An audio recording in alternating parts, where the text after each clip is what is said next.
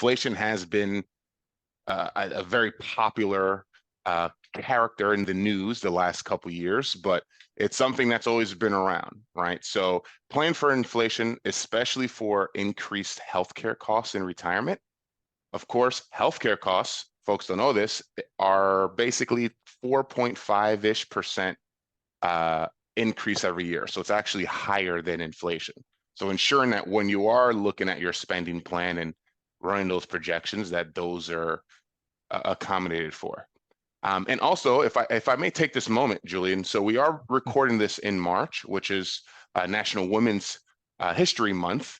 So I wanted to also talk about women in longevity and longevity, excuse me. Women tend to live 5 years longer than men.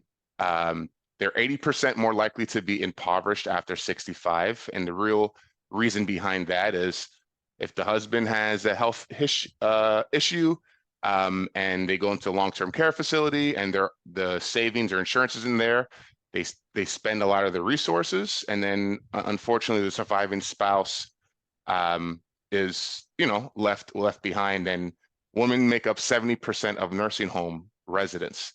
So I just realized that was like a pretty sad thing to see on National Women's History Month. I'm sorry, but it is a good thing, right? So plan, understand that, and we'll move on, because I just realized after I was saying that was a pretty sad note. I'm sorry, but happy National Women's Month. Yes, and Yeah. on that note as well, interesting fact that Social Security is gender neutral.